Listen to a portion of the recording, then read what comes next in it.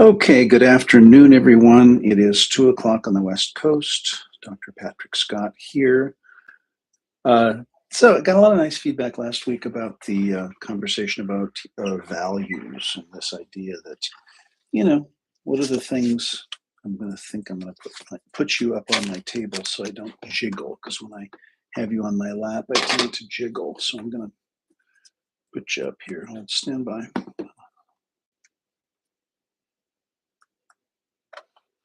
All right. Yeah, let's do that. And I can get rid of this. Look at you, beautiful people. Okay. And I'm looking at Joshua is here. Aurelia is here. It's nice to see you. Let me turn my chair to be more. There we go. So last week we talked about values and that the shaping of your decision making, everything that you do, everything that you are, the foundation is in your values system, and that values are those things that we hold dear, we cherish them, we choose them from alternatives. They're chosen freely, they're publicly demonstrated, we demonstrate them consistently. They're unconscious, meaning if you have a core value of honesty, you can't even imagine lying. If you have a core value of integrity, you can't even imagine not showing up. If you have a core value of family, you can't imagine, not being there for your family, and so on.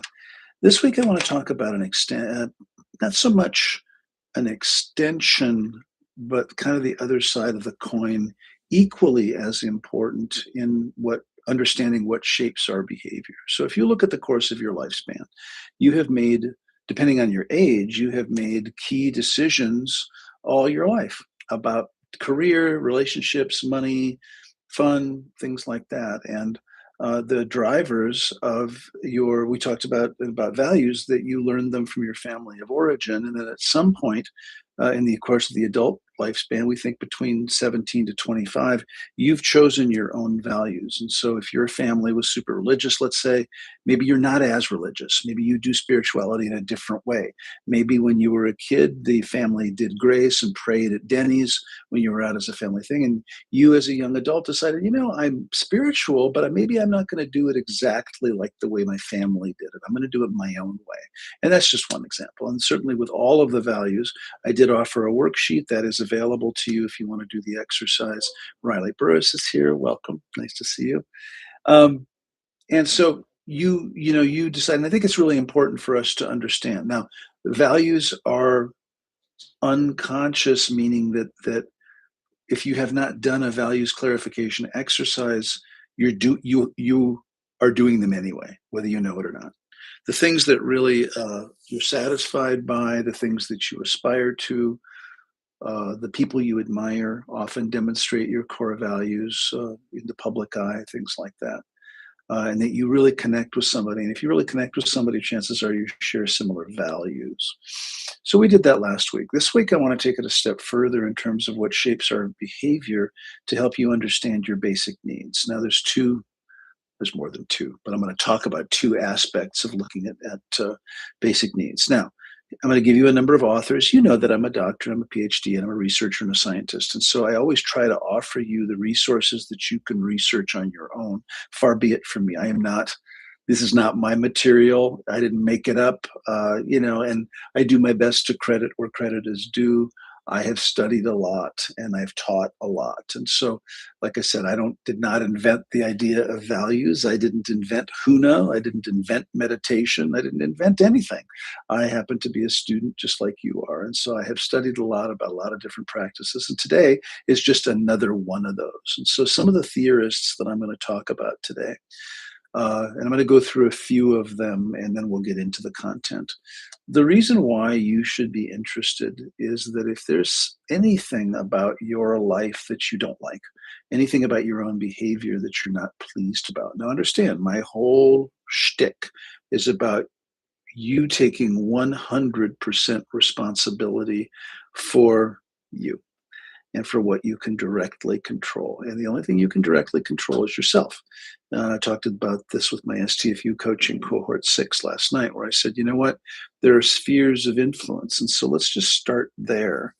That The only thing you can directly control. So if you will think of, for the Hunatics here, think of Wahahamama. So visualize Wahahamama. It's Opua number 8. There are 3 circles.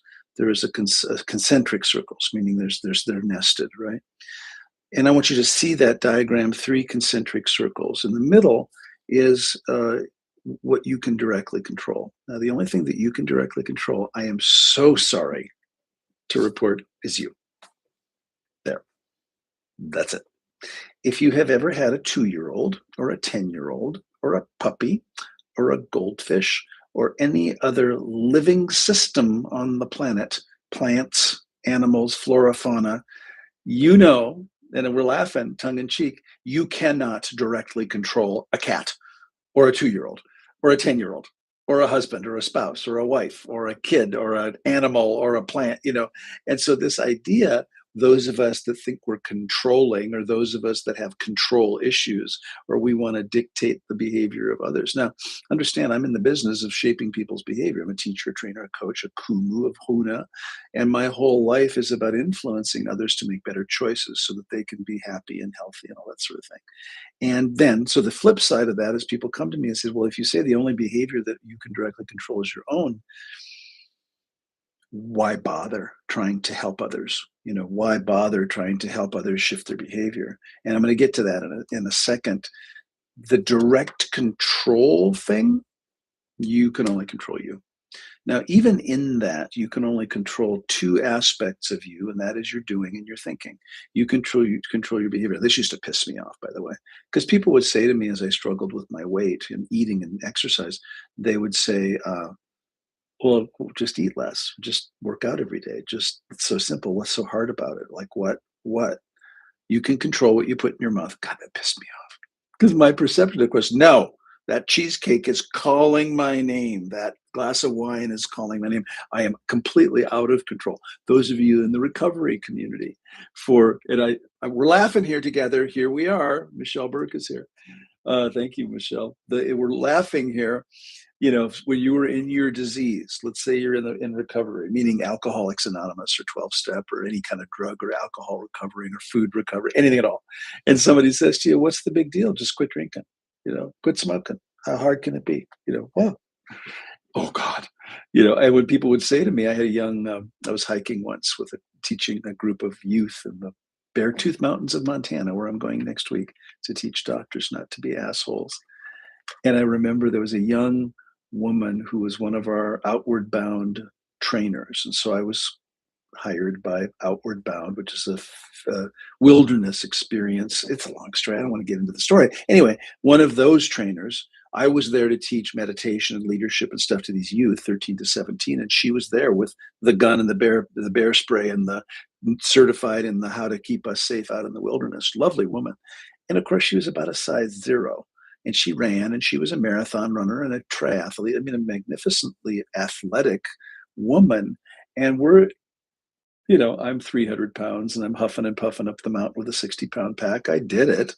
And it was not easy. We were at 10,000 feet altitude or 12,000 feet altitude in the Beartooth Mountains. And I'm struggling. I'm really struggling. This is really hard for me. Prior to that, camping for me was the balcony of the Ritz-Carlton. I mean, I joke. It's like I'm just not a big camping person, but there I am out in the wilderness, I think 4, 5, 6 days, no shower, pooping in the woods, if you know me, not my typical environment. And I challenged myself and I did it. And I remember us kind of just sitting there, the kids were in an activity, and she just really innocently said, she goes, you're a human behaviorist. You are you're a clinician and you help people shape their behavior. She just looked at me and she was not trying to be bitchy or anything at all. And I remember size 0, extremely fit, very athletic. I mean, she leaped. I'm struggling in the back of the pack, and I'm probably holding the group back going up the mountain. She's like a gazelle, leaping up the mountain, and easy for her. Now that's what she does. It's like if you haven't ran and all of a sudden, you're going to train for a marathon. It takes some time, right? And she just said quite innocently, she called me Dr. Scott. Yeah, she did. She said, I don't understand weight loss. I don't understand addiction. And she was really asking the question, like, I don't understand how people are overweight. Just eat less. I don't understand how people are alcoholic. Just don't drink. You know what? Like, what's the issue here?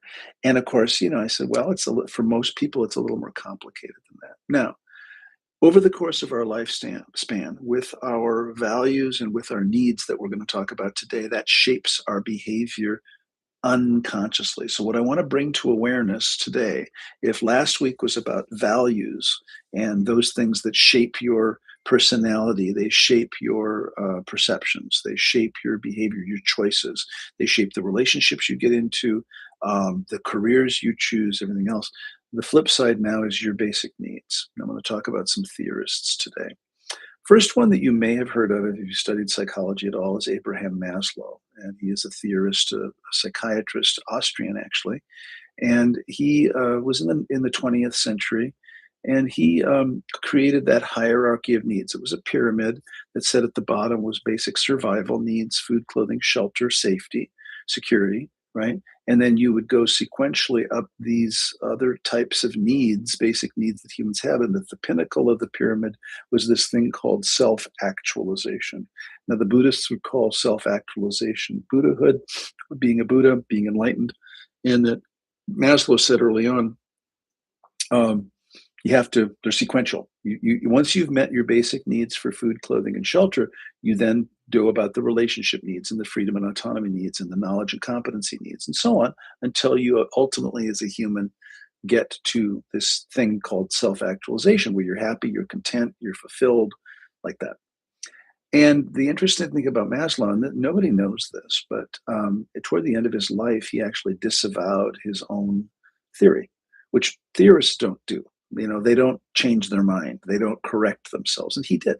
He published an article in the Journal of the American Medical Association or the American Psychiatric Association, I forget, in the 80s, I believe, where he basically said, everything I taught you and everything that I said is true around that humans have needs. What I was missing is that they are not mutually inclusive or mutually exclusive. They are not sequential, and that you don't need to even be meeting your needs, basic needs for food, clothing, and shelter to be enlightened or to be actualized. And he said, and I quote, this is his quote, he goes, I've traveled all over the world at this point in my career. He was in his 80s or 90s at this point. He said, I have traveled all over the world and I have found very enlightened people barely subsisting in places like Africa and India. Then I have found places of great wealth like the United States. And this was his exact words. He said, more wealth than the world has ever known in the United States, more wealth than even the pharaohs, where I find people, including they have all the wealth in the world, are absolutely miserable. So what he said to countermand his own theory was, you don't need wealth. You don't need things. You don't need material things. You don't need relationships. You don't even need basic skills for survival. He said he would use tribal communities, indigenous communities in Pakistan, Afghanistan, Middle East, Africa, tribal communities all over, indigenous, like the Native Americans or the Aborigines or, whatever. And he said he found them, and we know this to be actually more enlightened than us in the Western world with all of our riches and all of our cars and all of our bling and all of our Kardashian stuff, which I think was, for me, refreshing because I think that that's actually true. I have traveled also to the Masai Mara, to Africa, to Egypt, places all over the world, and I have found not a direct correlation. Now, and I'm also the one that works with billionaires. So here I am at the clinic.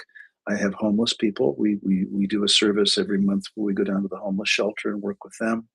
I work with billionaires and everything in between.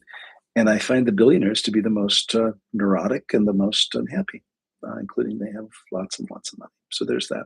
So Maslow is one guy who talked about needs. The next one is called Glasser. His name is William Glasser. Now, he put a little bit of a different lens on it. In 1977, he published a book called Control Theory, in which he said all humans have needs. The needs are actually genetically encoded, and they are, listen carefully, this is recorded, and so if you need to re-watch the recording, you can. He also had a survival need, meaning that, if you're not meeting your needs for food, clothing, shelter, safety, security, the higher ordered needs, the psychological needs, don't really matter. And we here at Heads Up found that in the Housing Authority when we opened Heads Up 20 years ago in the Housing Authority of the city of Las Vegas, hoping to help that population, 16,000 residents within a few block radius, to get up and out of poverty and up and out of the projects. And it didn't work. I'm just going to say it did not work, not at all, not even a little bit.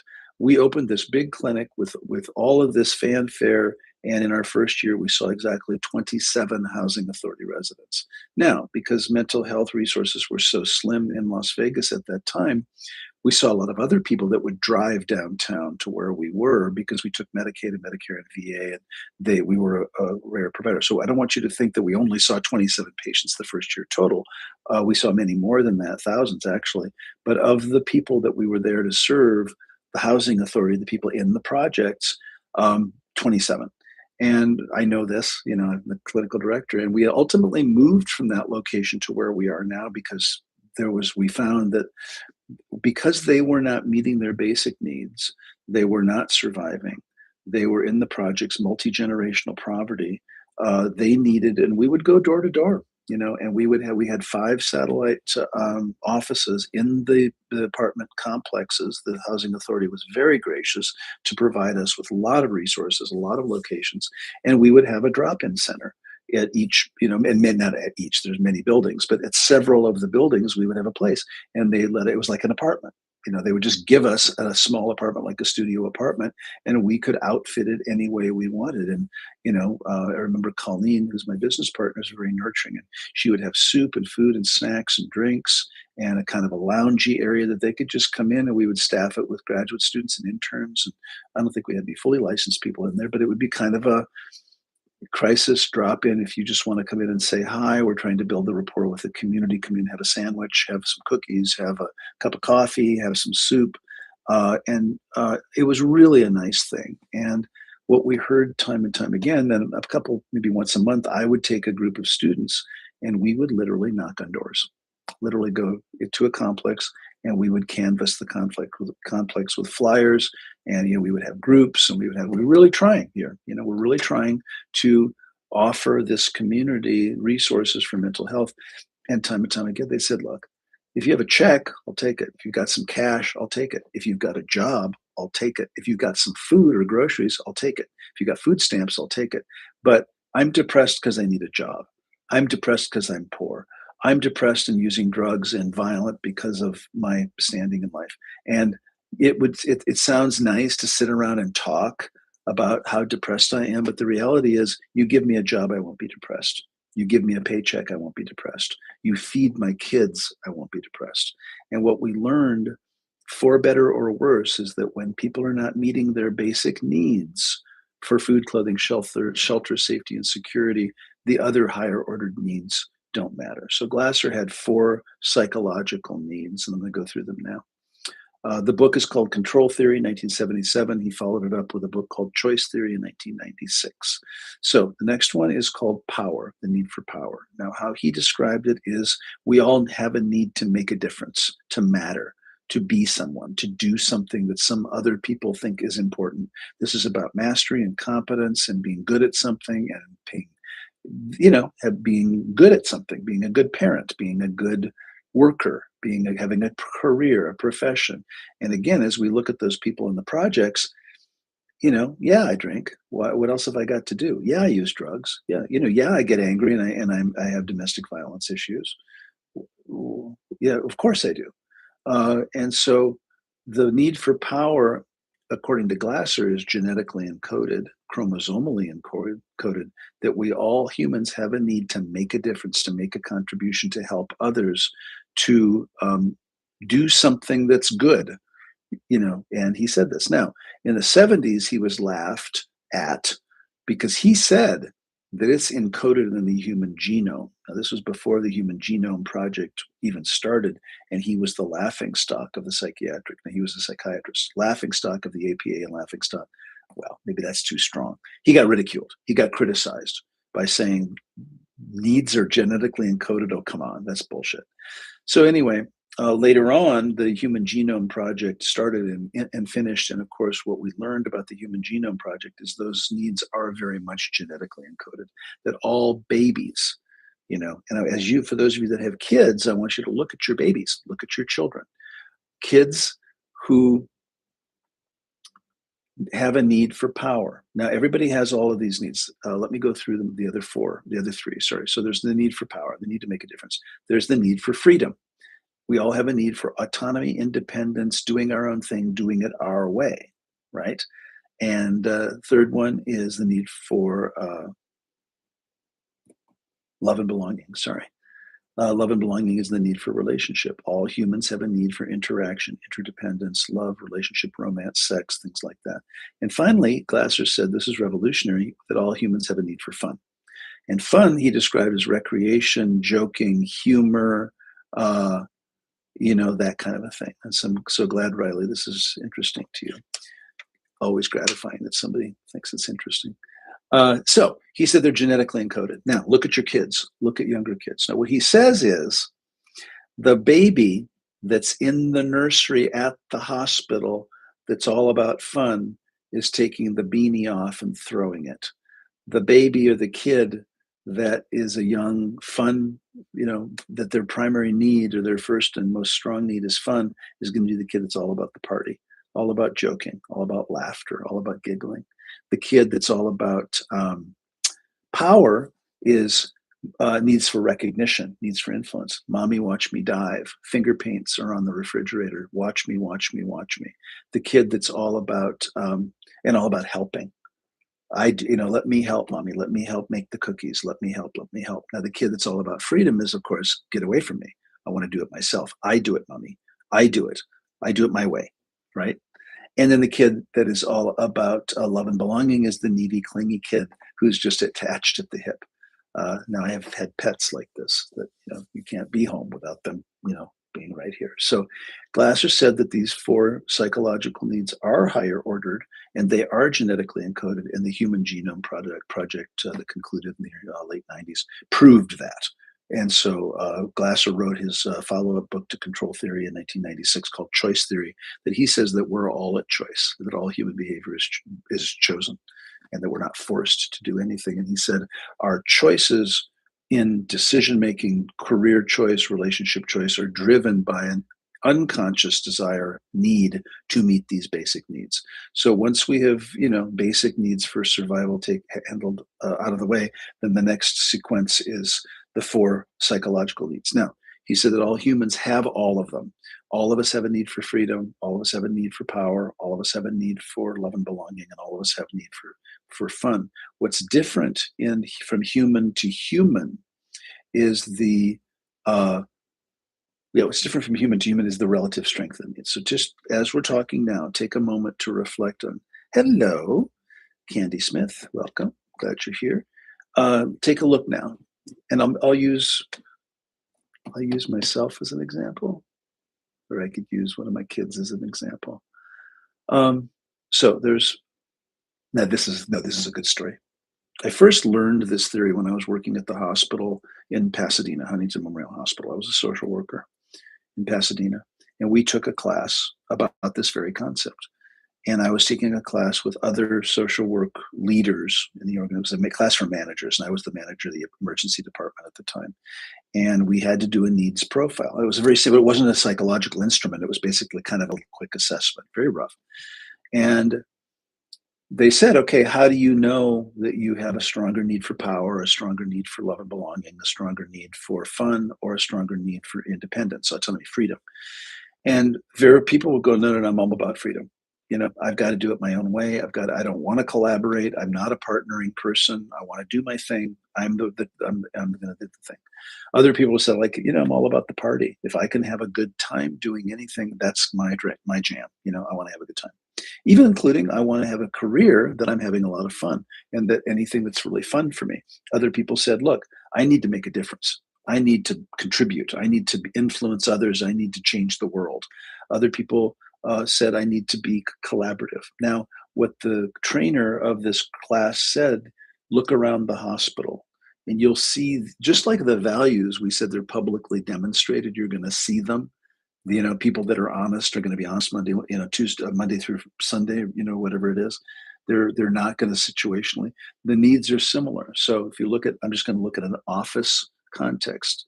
The person who organizes the birthdays, that organizes the potlucks, that organizes the parties, that organizes all of the collaborative stuff, the anniversaries, the retirement parties, they decorate their door for Halloween, they wear Halloween costumes. They're going to probably be about love and belonging at least, which is the relational aspect of the workplace, or they're going to be about, or they're going to be about the fun aspect. If you look at the overachiever, you look at the person, that have maybe the degrees on the walls, right? Power. Now, what frustrated me in that class was if you look at the person that's a loner, that wants to do their own thing, doesn't want to be told what to do, wants to do their own shift, their own jam, they march to their own drummer, freedom. You look at the people who are, that have a need for, let's see, there's freedom. We've talked about love and belonging, collaborative stuff. We've talked about the fun aspect. We have an intern here that's clearly all about love and belonging. She's the grout that holds the team together. People go to her and she loves that. And she's also got a strong need for power. She loves learning and loves, doing that kind of stuff. And so what got to me in the manager class, and they said, Patrick, what's your strongest need? And I said, yeah, it's got to be love and belonging, because my whole life's about people. I love people. I work with people. I help people. It's all about love and belonging. Now, one of my social work manager colleagues said, and she was a Black lady. Oh, honey, you're all about power. Don't give me that shit. And it was fun. We had a great rapport, right? She was a supervisor in the hospital, older than me, more seasoned than me. And I was offended. What do you mean I'm all about power? Because, of course, we have a negative connotation about power. Now, Glasser means power like electrical power. It's fuel. And power means contribution, making a difference. Now, there are irresponsible uses of the need for power, authoritarianism, dictatorship, cult, that kind of thing. And that's where I went. Are you calling me a power monger? Are you calling me a power hungry? Are you calling me a dictator? And she goes, no, no, no. She said, I know you. I love you. You're amazing. And have you ever made a choice for your career based on a relationship? Have you ever moved cross country for a relationship? No. Have you ever taken care of an aging parent? No. Have you ever made any decision, any career choice based on love and belonging? No. She said, sweetie, you're all about power. It's achievement. It's accomplishment. It's making a difference. It's giving back. It's helping and healing and coaching and mentoring and teaching and blah, blah, blah. Way back then. Now I was in my 30s. This is when I was in my 30s. Like the values, Glasser says that the needs don't change over the course of the lifespan much. They modulate a little bit. But if you were the kid in elementary school that needed to have your artwork on the refrigerator, you're going to be the worker, or you're the college student, or the parent that's going to need about that. And he said that remains consistent over the course of the adult lifespan. And once I got over myself, because I didn't like that, because what I heard was, you're a power hungry guy, you're greedy and you're power monger. She goes, no, I don't mean that at all. I know you. She was one of my teachers, one of my preceptors in my training. And she says, I know you. And she said, you don't make choices. I was single at the time. I had no family. I had not really been in any appreciable relationship. I had never done anything for my family that involved much inconvenience, frankly. My decision-making had nothing to do with love and belonging.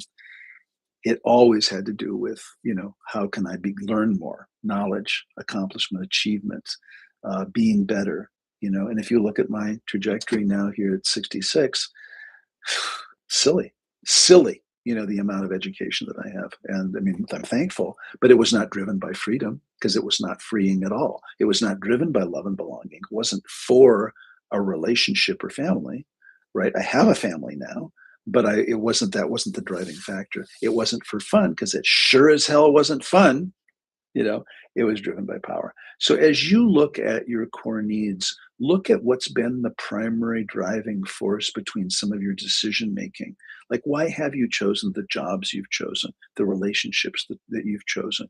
Have you chosen not to have a family? Have you chosen? And I hear this all the time. I have my youngest son and his wife have been married a while now, and they're in their early 30s, no kids. And a few years ago, they declared, okay, and they've been together since high school, been together for a really long time. And they said, and we would have these conversations over the dinner table.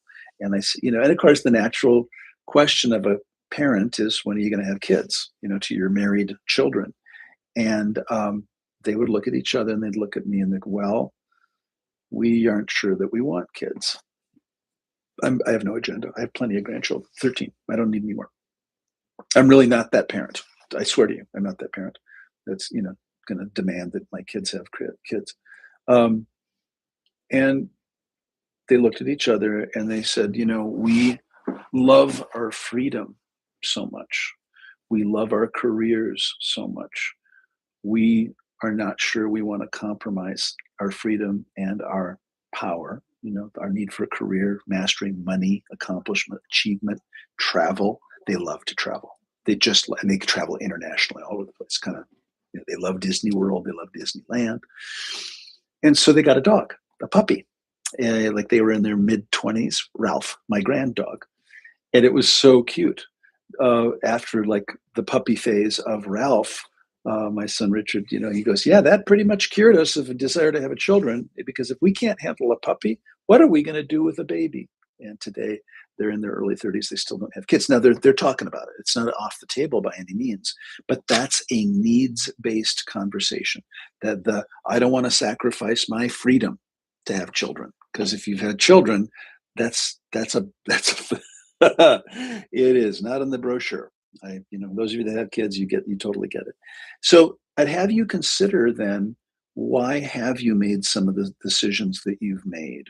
Why have you turned down careers and jobs? Why have you chosen family and relationship over autonomy and freedom?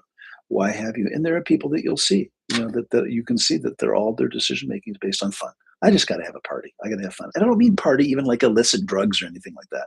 I just mean that if they can't figure out a way to have fun in the activity, they're not going to do it.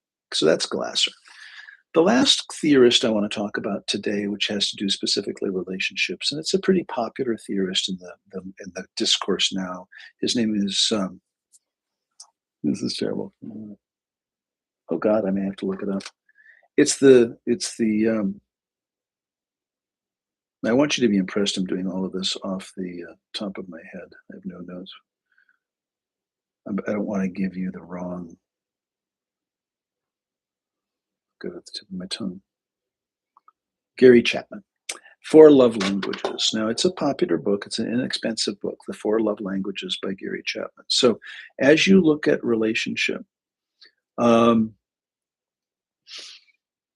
it's important to meet your needs in relationships. So what Glasser would say is that other people cannot meet our needs for us, that under the guise of we have to be one, my thing is you need to be 100% responsibility for you. You can only control you. You can only dictate what happens to you. And if you are unhappy with a situation, only you can change it. You can blame everyone. You can say, well, it's the sun, moon, and the stars, and the sun was in my eyes, and you don't understand, and my mother and my father and my kids and whatever. And they're all valid excuses, really. I love to come up with reasons. It's just not helpful. It's just, if you say, well, I can't because my mom, ... Great. Then you get to figure out a way to forgive your mom, let go of the charge, and move on and make new choices to be happier. And I know it sounds simplistic. We all know that it's not simple at all, or easy, or fast. So that's the core of my life's work. Gary Chapman says that in relationship, there are needs, that there are three aspects to human relationships. There's the you, which is one circle. There's the them, which is another circle. Then there's the us, which is an interface, so that, the thing. And that us, that overlap of you and them, is the relationship, and that the relationship has distinct needs. And so there are a number of theorists that I look at, and one of the really good ones, if you want to look him up, is John Gottman. He's considered to be if you're interested in more relational type things, marriage and stuff. We do marriage counseling, and I certainly use Gottman's work all the time. And many therapists, family therapists and couples therapists have studied with John Gottman, and he's written a book. And of course, I can't remember the title of it. I've got it on my table at home. But Gottman, and then Gary Chapman, Chapman, The Four Love Languages. Now, they are not in any particular order. And you have to understand the Glasser needs are in no particular order. We all have them. We all need them to a degree or another. My challenge to you is to identify, am I more really, am I really all about freedom? Like I got to do it my own way, autonomy, independence, that kind of thing. March to my own drummer. Am I more about relationship? That I'm so focused on love and belonging and my family and my kids that I've made a lot of choices. Now, there's no, by the way, no harm, no foul either way. One need is not better than another. They're all important. They're all compelling. Your satisfaction and contentment in life has to do with your choices. And what Glasser said is that only you can change it. If you don't like it, you can change it. If you don't like being in this relationship, you can change it. It's hard, it's the stuff of growth and that sort of thing. So the four love languages are the five love languages. Wow, I'm doing this off the top of my head, people. So be forgiving. Five love languages. There's five of them. Number one, in no particular order, is physical touch and bonding. Some people, now this is in a romantic relationship. Yeah, I think that he writes pretty much exclusively about romance. He's not talking about relationships with your kids or, although those are other relationships, but he's talking in a marital, romantic context, significant other kind of thing. Some people have a strong need for physical touch and bonding. Now, that can include sex, it doesn't have to. There are people I know, because I hear about it in my office every day, couples come in here and and one of them will say, I'm kind of needy and clingy. I want to cuddle all the time. I want to hold hands in public. I want to hug. I want to kiss. Not necessarily I want to make out and have sex, but I'm just a very much of a physically affectionate kind of a person. Where the other partner will say, and I'm not. And that's a problem. I am not. In fact, I'm claustrophobic. I'm fat. I don't feel good in my body. I don't want to be touched. I don't like being touched. And there you go. And sometimes the core of a relational session will have to do simply with that. One of them wants to be touched and wants a lot of cuddling and physical touch and bonding. The other one does not and will not have it. And then we work, that's where we work. And so around the love languages and around the needs, it's not either or. Now listen carefully. As I go through them, I want you to also, you've now considered, do I have a stronger need for freedom, fun, love and belonging, or power? I want you to then also consider in the context of relationship, are you more about physical touch and bonding? Next one is acts of service. Some people feel really great in relationships doing things for other people, acts of service. Now, again, get your minds out of the gutter. I am not talking about sex here. Sex is a relative. Okay, here I go. It is not I was talking to a person last night about he is looking for a woman, the one, right? He's in his mid 30s. He has had relationships before and he wants a new partner. And so he's pretty sexual and his default setting is he's a straight man and he says, she's got to be hot and I want to have great sex and I want to, blah blah blah. I said, okay, great. How about, like, is there anything other than sex in a relationship that's important? He opened the session by saying, XYZ woman that's in my life, she doesn't really want to have sex with me. Is there anything else in it for me? And I said, well, clearly you're very sexually focused, and so I don't know. This is not remember, I'm the therapist, not I don't give advice, right? I'm not going to say, but we did talk about there are more things to relationships than sex, right? So Chapman would say acts of service. If you are the kind of person who likes to do things for others, meaning clean the house, reorganize the garage, do handy things around the house, cook dinner, clean, help, whatever, acts of service. You can figure that out. Or you like to receive acts of service. You like to be the one to receive the cooked dinner or the cleaned out garage or the fixing of the stuff or the taking the car to the car wash. And I'm talking mundane stuff, daily stuff. But think about, are you the kind of person who really likes to perform acts of service or receive acts of service? Now, in a relationship, it may not even be on the table.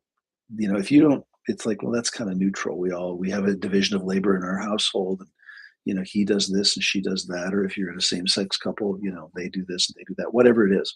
But I'd have you consider. Now, I happen to like Well, no, I think, okay, so we recently moved, and in our household, there's three of us. There's my partner, my son, and I enjoy receiving acts of service, and my other two guys, three men, enjoy doing acts of service. And so I would say that's one of our core relational needs um, in this family. And we all pitched in the move, and I did all the computer stuff, the financial stuff, the lease stuff, the contracting, anything to do with technology, computers, bill paying, leases, letters, change of address, anything that I could do for my computer. I'm really good at that and I like doing that. The other two guys are not, and they don't want to do it. They don't know how to do it. So they appreciate my acts of service. What I didn't have to do was lift a finger or a box because they did the packing and the boxing. And I'm proud to tell you that we liquidated 5 storage units into the new house, meaning we had an apartment in a suburb, we had plus 5 storage units. And that today, as I sit here in our new place, which is a townhouse in a little bit more rural area of Minnesota, we have no storage units. And we have a bigger garage, and in the garage is a stack of what's remaining of all the BS and all the clutter. Now, I didn't do that. I didn't do any of it, and I love it. And I love not doing it, right? So think about it in your relationship. Are you the one that loves to give and you love to receive? Or is this a non issue? It's not even on the table in terms of your relationship. That's number 2, acts of service. Number 3, gifts. In addition to gifts, or in addition to acts of service, sometimes people want gifts. Gifts. They don't want you to clean their house. They want flowers. They want jewelry. They want diamonds. They want PlayStations, TVs, cars, pets. And so, are you the kind of person that loves to give gifts or you love to receive gifts? Now, I've had many couples. I'm going to pull up a couple examples. One couple in their 50s, wealthy beyond belief, sorry, Santa Barbara, California, wealthy, wealthy, like with a B, okay? She wanted flowers. He was not into gifts at all. He was not into birthdays at all. He was not into Christmas, didn't believe in Christmas at all. Really anti commercialism, meaning I don't want to feed into the commercial Halloween BS. I don't want to feed into the Christmas material gift giving and Black Friday and all that stuff. Now, in couples therapy, she said, and I want a dozen long stemmed yellow roses occasionally. That's what I want. And I need you to do that. And if you want to stay married to me, you're going to figure it out because it's not about the money. You got plenty of money. And every once in a while, I need you to. And she was pissed. And it was just like, this is real stuff. It seems silly, but this is this little stuff that builds up over time that can break up relationships. And so he said, I shouldn't have to compromise my values and I shouldn't have to be someone I don't want. If you want roses, you have my credit card. Go buy yourself the damn roses. I'm not, but of course, I'm sitting there going, this isn't going well, dude. Shut up.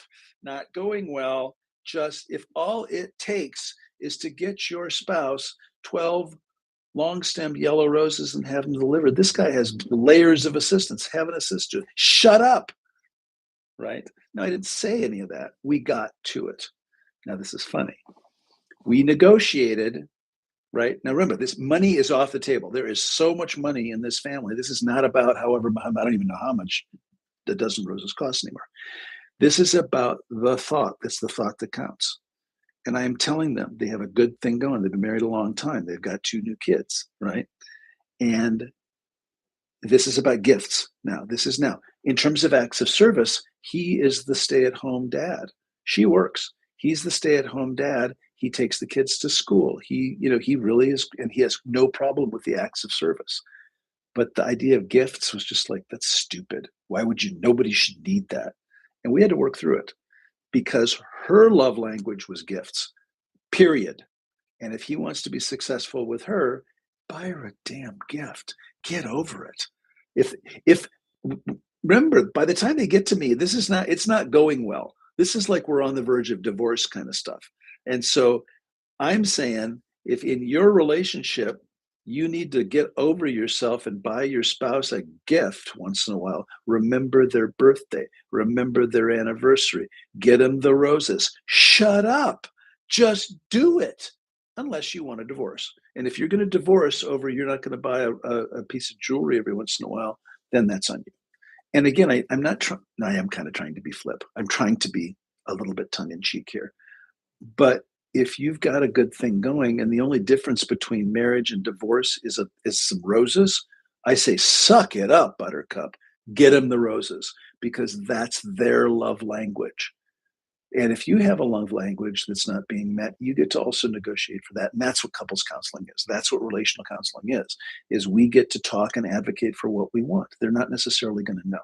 Now, her case, and I'll wrap it up. This is it's one of my favorite examples.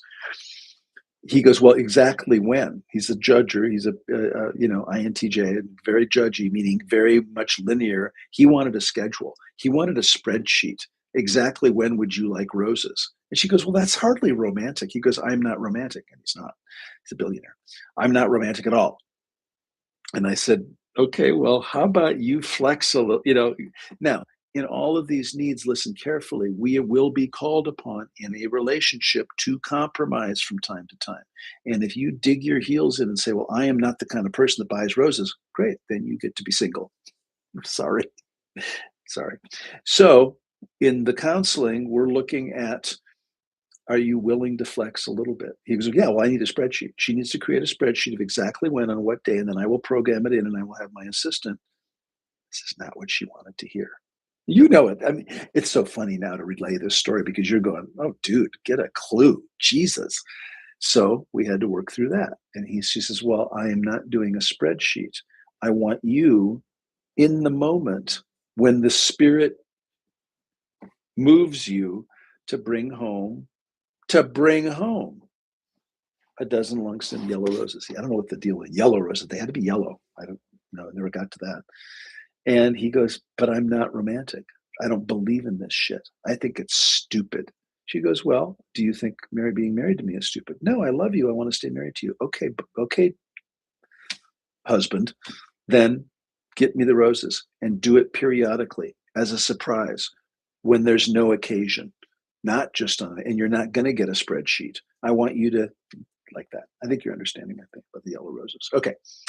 Next one, number 3, is words of encouragement, words of affirmation. Sometimes in our relationships, our people need us to tell them they look good. They need us to tell them they're good at something. They need to hear from us that we love them. They need a little post-it note on the refrigerator just thinking of you. They need a text, I love you. Some of you don't need that. Some of you don't want that. Some of you find that annoying and cloying and needy and clingy and psycho hose beastie. And shut up. If your spouse needs a little word of encouragement, a word of affirmation once in a while, just do it. Just shut up. Tell them they look pretty. Don't tell them they look fat in those pants. That never goes well, right? So I'm married to an Italian man, and this is important. Apparently, I am learning after 26 years that in the Italian culture, how they show love is through criticism. And my partner sent me a video, it was just cute as hell, that basically said how an Italian mother or Italian grandparent or an Italian spouse shows love is by putting you down. But yeah, are you really going to eat that? Wow, you're getting really fat. Wow, you're getting really skinny. Are you eating enough? You're not eating enough.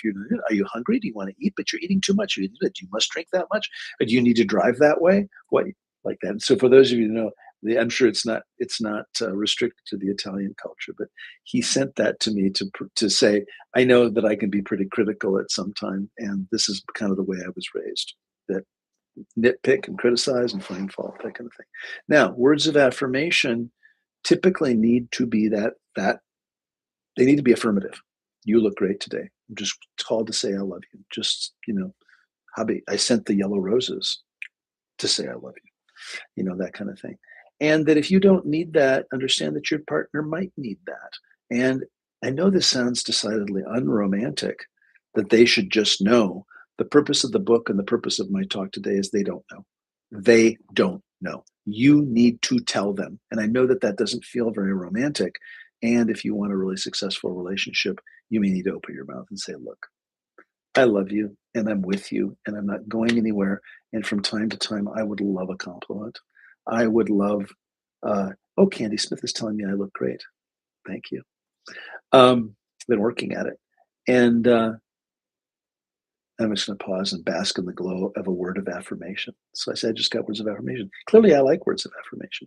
I like to be told that I'm doing a good job. I've learned how to accept a compliment gracefully. I didn't used to. So thank you very much. You get to negotiate that. Now, if that's not important to you, you don't really care about it. Totally okay. Okay, I think we're at number 4. That was words of affirmation. Number 5 is quality time. Sometimes your loved one just needs you around them. My son Chris is 35 or 36. I forget. I should know. He lives with me. He is the kid. And I know he's a grown man. He's a good boy. He pays rent. He's very industrious. He's good at things. He loves video games. And you've heard me talk about he and I share Pokemon Go. And I'm not as good as he is. I'm not at a level. He would like me to play more than I do. And that's a thing that we do. And that's a vehicle for quality time. Chris is not a very talky, demonstrative person. He likes to just share time with me or with us. And we can go out for a beer. We can go up to dinner. We can go over the weekend in Minnesota. We went up to the North Shore of Minnesota, up to Duluth, and we were just in the car and we spent a couple days just together, just hanging out. There didn't need to be words of affirmation. There didn't need to be gifts. There didn't need to be physical touch. Oh God, there didn't need to be physical touch or bonding. There didn't need to be, words of encouragement or anything like that. Just mere proximity is really all they need. They just need to be with you. And I think you're sensitive enough to understand that sometimes that's enough. And when you are a busy person, and I'm looking for you that have kids, that you have spouses, you have friends, sometimes your friends just want to hang out with you. And there doesn't need to be anything more than that. It doesn't need to be this big event and you understanding who those people are. Now, sometimes I would have you, after kind of reflecting on this talk today, read the book. It's a very simple book. It's a very inexpensive book. I think it's like $13 on Amazon. The 5 Love Languages by Gary Chapman. And there's a men's version, which is about 2 pages, because men apparently are incapable of reading 25 pages. I'm joking, but I'm not really joking. And so I'm getting a text, and I'm going to respond to it because it is time sensitive, so stand by. It's so funny. I've gotten so many texts while I'm on this thing. This one is time sensitive. All right, hold on. Yes.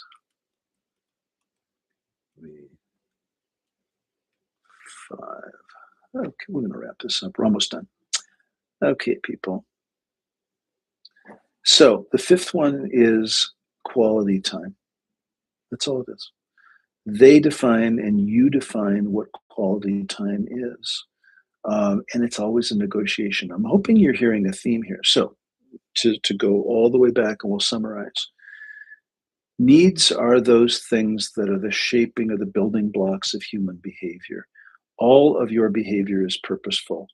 In conjunction with your values and your needs, all of your behavior is intended to help you meet one or more of those basic needs.